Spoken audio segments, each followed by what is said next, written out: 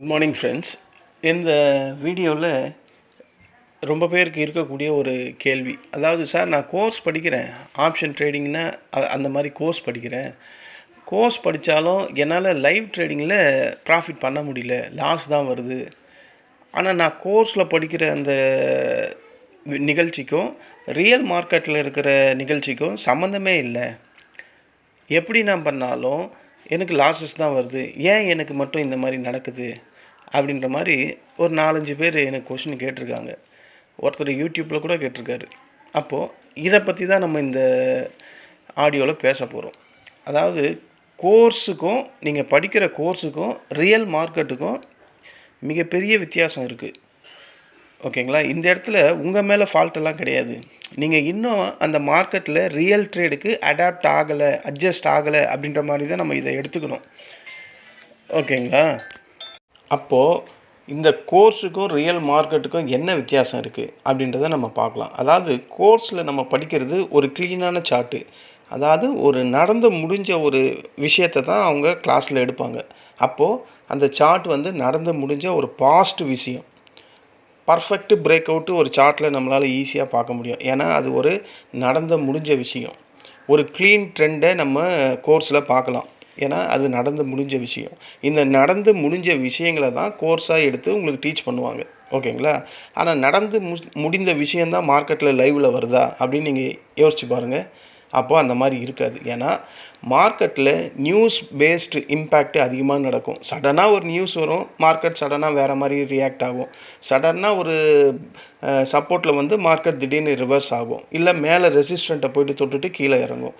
இந்த மாதிரி fake break out, fake break down, news impact, manipulation, FIIs திடீர்னு buy பண்ணுறது, சில ஸ்மார்ட் பையர்ஸ் உள்ளே திடீர்னு செல் பண்ணுறது, இந்த மாதிரி ஏகப்பட்ட விஷயங்கள் கோர்ஸில் உங்களுக்கு சார்ட்டாவோ இல்லை எழுத்து வடிவமாகவோ இல்லை ஒரு தெரிட்டிக்கலாகவோ படிக்க தான் முடியுமே கண்டி லைவில் பார்க்க முடியாது.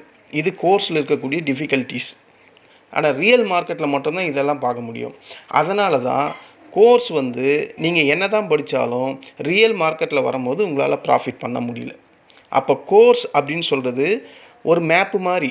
இந்த மேப்பில் போனால் இந்த இடத்துல போனால் இந்த ஊருக்கு போகலாம், இந்த வழியாக போகலாம், இந்த வழியிலேருந்து இவ்வளோ கிலோமீட்டர் இருக்குது, எல்லாமே அந்த மேப்பில் நம்ம கற்றுக்கலாமே கண்டி மார்க்கெட்டு லைவில் அந்த மாதிரி கற்றுக்கின விஷயத்தை உள்ளே கொண்டு வர முடியாது. இதுதான் இதில் இருக்கக்கூடிய ரியாலிட்டி. அப்போ மார்க்கெட் என்ன பண்ணும், நீ என்ன தான் கோர்ஸ் முடிச்சிருந்தாலும் அது ஒன்று அங்கே டெஸ்ட் பண்ணும். அந்த டெஸ்ட் பண்ணுறத நீ கண்டிப்பாக அதுக்கான பலனை, அதுக்கான சில லாஸஸை நீ அக்செப்ட் பண்ணி தான் ஆகணும். வேறு வழி கிடையாது. நீ ரியலாக படிக்கிற கோர்ஸோட மெத்தட் வேறு, அது எல்லாமே ஒரு பாஸ்ட் ஹிஸ்ட்ரியை தான் உனக்கு கோர்ஸாக சொல்லி கொடுப்பாங்க. ஆனால் real market, real lesson market ஒவ்வொரு நாளும் வேறு வேறு விதமாக உங்களுக்கு சொல்லிக்கிட்டே இருக்கும். அந்த வேறு வேறு விதமாக சொல்லித்தரக்கூடிய அந்த விஷயத்தை நீங்கள் கேப்சர் பண்ணால் மட்டும்தான் உங்களுக்கு ப்ராஃபிட் வர்றதுக்கான வாய்ப்பு இருக்குது. இப்போ புரியுதுங்களா? ஒரு கோர்ஸ் நீங்கள் போய் கற்றுக்கிறதுக்கும் ரியல் மார்க்கெட்டில் நம்மளால் சர்வே பண்ண முடியல அப்படின்னு சொல்கிறதுக்கும் வித்தியாசம் இருக்கா? இப்போ மண்டே ஓப்பன் ஆகும் போகுது மார்க்கெட்டு. ஓகேங்களா? மார்க்கெட் இப்படி தான் ஓப்பன் ஆகும் போகுதுன்றது நம்ம ஒரு யூகமாக திங்க் பண்ணிக்கலாமே கண்டி எப்படி அதுக்கப்புறம் ட்ரேட் ஆகும் அப்படின்றத சொல்ல முடியுமா? இதுதான் ரியாலிட்டி. 3:30 மணிக்கு மேலே மார்க்கெட்டில் வந்த கேண்டில் ஸ்டிக்ஸை பார்த்துட்டு அதை ஒரு வடிவமாக எடுத்து அதை ஒரு லெட்டராக ரெடி பண்ணி ஒரு புக்காக ரெடி பண்ணலாம். அது கோர்ஸ். இப்போ புரிஞ்சிச்சா உங்களுக்கு கோர்ஸுக்கும் ரியல் மார்க்கெட்டுக்கும் உள்ள வித்தியாசம்? இதுதானே உங்கள் கேள்வியாக இருந்தது. அப்போது ரியல் மார்க்கெட்டை தான் நம்ம கேப்சர் பண்ணணும். நீங்கள் கோர்ஸ் படிக்கிறது ஜஸ்ட் ஒரு எஜுகேஷன் தான் அது. இப்போ எத்தனை பேர் நம்ம டிகிரி வாங்குகிறோம், கான்வகேஷன் சர்டிஃபிகேட் வச்சுருக்கோம். நம்ம சர்டிஃபிகேட் வச்சு என்ன பண்ண முடியுது? ஏதாவது யூஸ் இருக்கா அதில்? நம்ம பண்ணுறவங்க எல்லாருமே, வேலை பண்ணுறவங்க எல்லாம் நம்ம படித்த சப்ஜெக்ட்ஸ் ஏற்ற மாதிரியாக வேலை பண்ணுறோம். ஏதாவது யூஸ் இருக்கா? ஒன்றுமே இல்லை. அதே மாதிரி தான் இந்த கோர்ஸ். படிக்கிற போது மார்க்கெட்டை பற்றி எல்லாமே தெரிஞ்சுக்கலாம். ஆனால் ரியல் லைஃப்பில் அது ஒத்து வராது. ஆனால் அதுக்கான அறிவு நம்மக்கிட்ட இருக்குது. செயல்முறை விளக்கம், செயல்முறைப்படுத்துறது இந்த இடத்துல சாத்தியம் இல்லை. அதனால தான் நம்ம லாஸ் ஆகிறோம். அப்போ இது எல்லாத்துக்கும் என்ன காரணம்? நம்ம மார்க்கெட்டை இன்னும் அனலைஸ் பண்ணணும். மார்க்கெட்டில் என்ன அனலைஸ் பண்ண வேண்டிய விஷயம் இருக்குது? ஃபியர் இருக்குது, க்ரீடி இருக்குது, ஃபோமோ இருக்குது. இந்த 3 தான் நம்மளை போட்டு உருட்டி பெரட்டி வறுத்து எடுத்துக்கிட்டே இருக்குது. அதாவது ப்ரைஸ் ஆல்ரெடி மூவ் ஆகிட்டுருக்கும். நம்ம அப்போ தான் அங்கே போய் என்ட்ரி எடுப்போம், லேட் என்ட்ரி எடுப்போம். அதுதான் நமக்கு மிகப்பெரிய ட்ராப்பாக அமையும். கரெக்ட் தானே நான் சொல்கிறது? அப்போ நீங்கள் கேட்குற விஷயம் இதை பேஸ் பண்ணி தானே இருக்குது. நான் படித்தாலும் என்னால் பாஸ் பண்ண முடியல அப்படின்ற மாதிரி. நீங்கள் தெரிட்டிக்கலாக டெஸ்ட் வச்சா பாஸ் பண்ணுறீங்க, ஆனால் ப்ராக்டிக்கலாக லேபில் போய் ப்ராக்டிக்கலாக பண்ணும்போது அந்த இடத்துல வர டிஃபிகல்ட்டிஸ் தான் மார்க்கெட்டில் உங்களுக்கு லைவ் ட்ரேடிங்கில் வர்றது. அப்போது அதுக்கான மோர் ப்ராக்டிஸ் தான் வேணும். ஒரு ஃபேக் செட்டப்பை, ஒரு ட்ராப்பை நீங்கள் புக்கில் படிக்கிற மாதிரி இருக்கும், ஆனால் லைவில் பார்க்கும்போது நீங்கள் அதில் அட்மையர் ஆகிடுவீங்க. மார்க்கெட் அந்த இடத்த ரெசிஸ்டண்ட்டை கட் பண்ணும் போதே உங்களால் அந்த ஃபோமோவை கண்ட்ரோல் பண்ண முடியாது. படிக்கிறது வேறு, ரியல் லைஃப் வேறு. புரியுதுங்களா? அப்போ அந்த ஃபோமோவில் போய் நீங்கள் என்ட்ரி பண்ணுவீங்க. என்ட்ரி பண்ண உடனேயும் அது ட்ராப்பாக மாறிடும். மேலே போன மார்க்கெட் அப்படியே கீழே வந்து விழும். ஏன் அப்படி விழுது? அது பிக் பிளேயர்ஸோட, அந்த இன்ஸ்டிடியூஷனோட ஒரு ட்ராப்பு தான் அது. அப்போ ரியல் ட்ரேடர் என்ன பண்ணுவாங்க, அந்த ட்ராப்பில் போயெல்லாம் வாங்க மாட்டாங்க. அதாவது ரீட்ரேஸ்மெண்ட் அப்படின்னு ஒன்று இருக்குது. இதெல்லாம் நீங்கள் கோர்ஸில் படிச்சிருப்பீங்க. அந்த ரீட்ரேஸ்மெண்ட் வந்தால் தான் ரியல் ட்ரேடர் உள்ளேயே வருவாங்க. ஓகேங்களா? அதை நீங்கள் ஃபாலோ பண்ணணும். அப்போ அந்த ஃபேக் பிரேக் அவுட் வந்தால் உடனே போய் என்ட்ரி எடுக்கிறத விட்டுடணும். இல்லை நான் எடுத்துட்டேன், என்ன பண்ணுறதுன்னா ஸ்ட்ரிக்டாக ஸ்டாப் லாஸ் போட்டு வெளியே வந்துடணும். இது 2 தான் அங்கே பண்ண முடியும். அப்போது இதில் என்ன கரெக்டாக நம்ம அனலைஸ் பண்ணோம்னா, ப்ராஃபிட் அப்படின்றது இங்கே கேரண்டி கிடையாது. மார்க்கெட்டில் ஒரு ஃபேக் பிரேக் அவுட்லேயோ இல்லை ஒரு ஃபேக்கு பிரேக் டவுன்லேயோ நம்ம கரெக்டாக அந்த ரீட்ரேஸ்மெண்ட்டையோ இல்லை ரீடெஸ்ட் பண்ணுற இடத்தையோ தான் ஃபோக்கஸ் பண்ணணும். அப்படி பண்ணால் கரெக்டாக ப்ராஃபிட் பண்ணலாம். ஃபோமோவை க்ரியேட் பண்ணிக்கிட்டு உள்ளே போனீங்கன்னா கண்டிப்பாக லாஸஸ் தான் வரும். ரிஸ்க் மேனேஜ்மெண்ட் கண்டிப்பாக வேணும். நீங்கள் கோர்ஸில் படிக்கிற ரிஸ்க் மேனேஜ்மெண்ட்டு 1:3 அப்படின்னு எல்லா கோர்ஸ்லேயும் இதே ரிஸ்க் மேனேஜ்மெண்ட் தான் இருக்கும். அப்புறம் அந்த அளவுக்கு தெளிவாக படிக்கிறீங்கல்ல, அப்புறம் ஏன் உங்களால் லைவில் அந்த ரிஸ்க் மேனேஜ்மெண்ட்டு நீங்கள் ஃபாலோ பண்ண முடியல? அப்போ தெரியுதா, ரியாலிட்டி வேறு, கோர்ஸ் வேறு அப்படின்றது. அப்போது இதில் சில புதுசாக வரவங்க என்ன பண்ணுவாங்கன்னா, இந்த ரிஸ்க் மேனேஜ்மெண்ட் இல்லாமல் எல்லா கேபிட்டலையும் ஒரே ட்ரேடில் யூஸ் பண்ணுவாங்க. அதுக்கு எஸ்எல் கூட பண்ண மாட்டாங்க. அப்போ மார்க்கெட் பெரிய லெவலில் அவங்களுக்கு ஆப்போசிட்டாக மூவ் ஆகும்போது மிகப்பெரிய லாஸஸ் தான் வரும். ஒரு ட்ரேட் எடுத்தாவே மிகப்பெரிய லாஸஸ் வரும். ஏன்னா நீங்கள் எல்லா கேபிட்டலையும் ஒரே ட்ரேடில் போடுறீங்க. அப்போது அந்த கோர்ஸில் படித்த அந்த ரிஸ்க் மேனேஜ்மெண்ட்டை நீங்கள் ஃபாலோ பண்ணுறது இல்லை அப்படின்ற மாதிரி தான் இங்கே அர்த்தம். ரெண்டாவது, கோர்ஸில் படிக்கிறது எல்லாமே முடிஞ்சு போன ஒரு விஷயத்தை தான் நீங்கள் படிக்கிறீங்க. ஓகேங்களா? ஆனால் ரியல் மார்க்கெட் கண்டிஷன் சேஞ்சஸ் ஆகும்போது அதை நீங்கள் ஃபீல் பண்ணால் மட்டும்தான் முடியும் மார்க்கெட்டில். இப்போ நீங்கள் ஒரு ஸ்ட்ராட்டஜியை யூஸ் பண்ணுறீங்க, ட்ரேடிங்கில் அது மார்க்கெட் ஹவரில் உங்களுக்கு ஒர்க் ஆகுது, சில நேரத்தில் ஒர்க் ஆகலை, ஆனால் அது மார்க்கெட் மேலே மாறி போயிட்டு அதுக்கப்புறம் சைடுவே ஆகிடுச்சு. ஆனால் நீங்கள் அதே ஸ்ட்ராட்டஜியை தான் யூஸ் பண்ணுறீங்க. அந்த நேரத்துக்கு அந்த ஸ்ட்ராட்டஜி ஃபெயில் ஆகலாம். ஓகேங்களா? எல்லா நேரத்துலையும் ஒரு மார்க்கெட் மொமெண்டம் இருக்கும்போது உங்கள் ஸ்ட்ராட்டஜி மார்க்கெட் மொமெண்டத்துக்கு ஏற்ற மாதிரி ஒரு ஸ்ட்ராட்டஜி இருந்தால் நீங்கள் அதையே தான் யூஸ் பண்ணணும். சைட்வேல வரக்கூடிய ஸ்ட்ராட்டஜியை தூக்கி அப் ட்ரெண்ட்லேயோ டவுன் ட்ரெண்ட்லேயோ யூஸ் பண்ணால் அந்த ஸ்ட்ராட்டஜி யூஸ் இல்லை. அந்தந்த ஸ்ட்ராட்டஜியை அந்தந்த காலகட்டத்தில் மார்க்கெட் கண்டிஷனுக்கு ஏற்ற மாதிரி யூஸ் பண்ண தெரியணும். இது நீங்கள் கோர்ஸில் தெரிட்டிக்கலாக தான் படிப்பீங்க. ஆனால் லைவில் மார்க்கெட்டோட அந்த ப்ரெஷர் சுச்சுவேஷனில் இப்படி தான் நம்ம யோசிக்கணும். அப்போ நான் சொல்கிறேன் பார்த்தீங்களா, படிக்கிறது வேறு, ரியல் லைஃப் வேறு அப்படின்றது. அதுக்கு தான் நம்ம படித்த விஷயங்களே நான் சொல்கிறேன். Over trading and revenge trading, இது புதுசாக வரவங்களுக்கு நீங்கள் என்ன தான் கோர்ஸில் போய் கற்றுக்கிட்டாலும், அவங்க எத்தனை தான் கிளாஸ் எடுத்தாலும் இதை உங்களால் ஃபாலோ பண்ணவே முடியாது. லாஸ் வந்ததுமே உங்களுக்கு என்ன தோணும், ஐயோ இந்த லாஸை நான் ரெக்கவரி பண்ணணும், கண்டினியூஸாக ட்ரேட் பண்ணணும், எனக்கு அந்த ப்ரோக்கரேஜ் காசு இவ்வளோ வரும்ன்றது நமக்கு தோணவே தோணாது. சில பேர் 5,000 ரூபாய் லாஸஸ் இருக்கும், அந்த 5,000 ரூபாய் லாஸஸை ரெக்கவரி பண்ணி நில்லுக்கு ப்ராஃபிட்டும் இல்லை லாஸும் இல்லை அப்படின்ற மாதிரி ட்ரேடிங்கை ஈக்குவலாக கொண்டு வந்துடுவாங்க.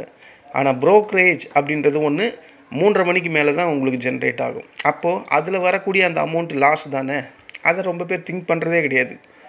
அதாவது அதிகப்படியாக என்ன மனசில் நினச்சிக்கிறாங்கன்னா, நான் ஒரு 10 ட்ரேட் எடுக்கிறேன், 3,000 ரூபாய் லாஸ், 3,000 ரூபாய் ப்ராஃபிட் அப்படின்னு நினச்சிக்கிறாங்க, 2,000 ரூபாய் ப்ராஃபிட் அப்படின்னு நினச்சிக்கிறாங்க.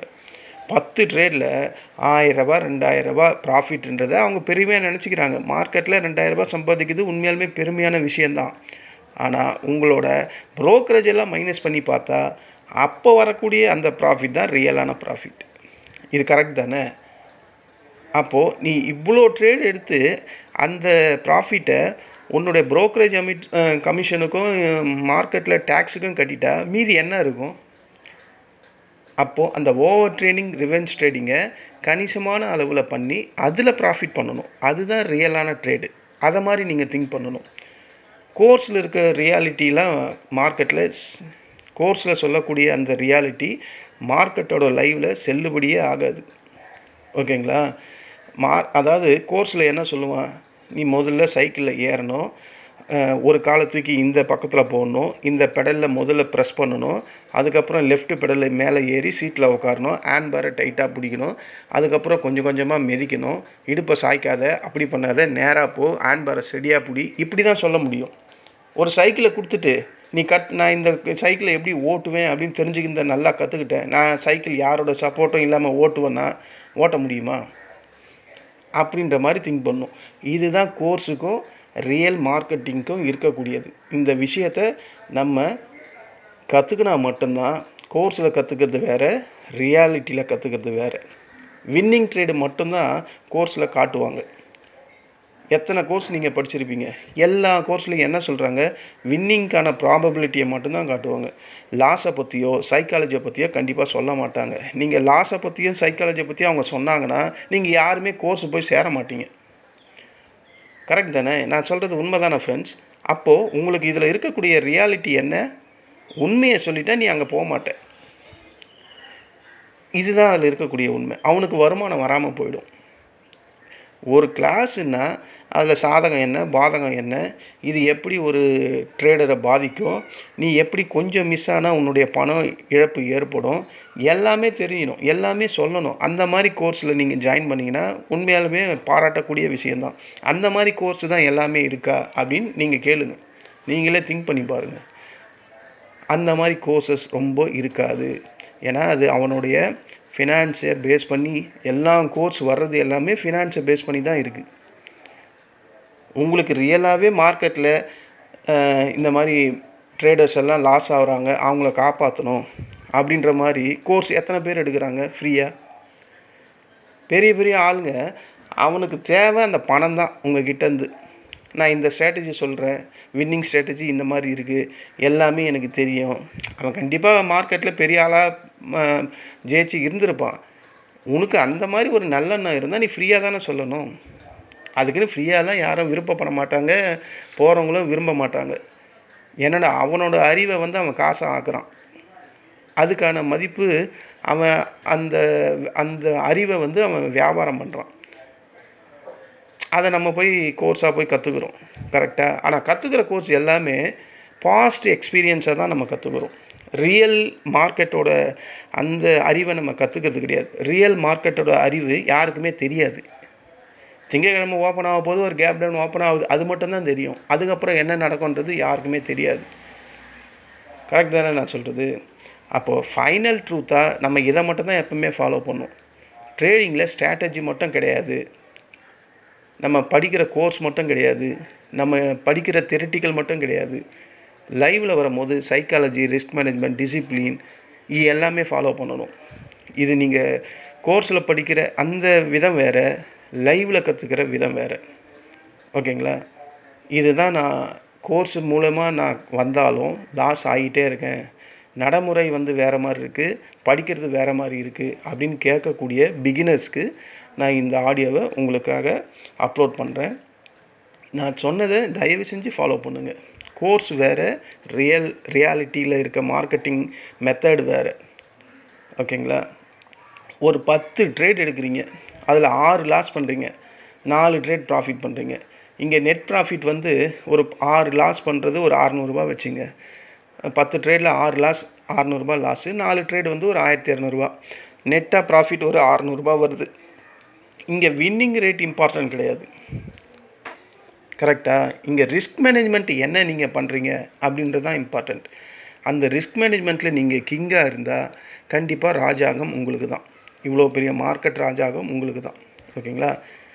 லாஸ் பண்ணுறதுக்கு மெயினாக நம்ம ஃபோக்கஸ் பண்ண வேண்டியது உங்களோட psychology and risk management and discipline இதை ஃபாலோ பண்ணால் இந்த லாஸ் அப்படின்றத நம்ம ப்ரொடெக்ட் பண்ணிடலாம். ஓகேங்களா? இதுதான் ரியல் லைஃப் மார்க்கெட்டிங்கான தேவையான அறிவு. கோர்ஸ் எல்லாம் முக்கியம் கிடையாது. கோர்ஸ் வந்து இப்போ நம்ம 1ஆவதுலேருந்து காலேஜ் வரையும் படிக்கிறோம். அதுக்கான அறிவை தான் நம்ம வளர்த்துக்கிறோம் படிக்கிறது மூலிமா. ஆனால் நடைமுறை சாத்தியம் வந்து நான் ஒன்றும் இல்லைங்க, நான் எம்எஸ்சி பயாலஜி முடித்தேன். நான் படிக்கிறது வந்து இப்போது கிராஃபிக் டிசைனரில் ஒர்க் பண்ணிக்கிட்டு இருக்கேன். எனக்கும் பயாலஜிக்கும் ஏதாவது சம்மந்தம் இருக்கா? எனக்கு அந்த அறிவு தான் இருக்குது, இப்படி பண்ணால் இப்படி பண்ணலாம், இப்படி போகலான்ட்டு. ஆனால் ரியல் ப்ராக்டிக்கல் நான் வாழ்கிற லைஃபுக்கு எது தேவை, அந்த இப்போ நான் பண்ணக்கூடிய வேலையில் என்ன வேணுமோ அதை தான் வேணும், அதை தான் நீங்கள் கற்றுக்கணும் அப்படின்ற மாதிரி சொல்கிறேன். 3 மாதம் எனக்கு ஆகிடுச்சு, நான் எல்லா கோர்ஸும் முடிச்சிட்டேன் அப்படின்னு நீங்கள்லாம் சொல்லக்கூடாது. ஒரு ரியல் ட்ரேடர் ஆகணும்னா அட்லீஸ்ட் 3 வருஷம் ஆகும். அந்த 3 வருஷமும் நீங்கள் லாஸ் பண்ணிட்டு தான் இருக்கணும். வேறு வழி இல்லை. மார்க்கெட் அப்படி தான் இருக்குது. ஏன்னா உங்களை வந்து பிக் பிளேயர்ஸ் விடவே மாட்டாங்க. உங்கள் காசை பிடுங்கிறதுக்கு கொக்கு மாதிரி மேலே உக்காந்துக்கிட்டே இருப்பாங்க.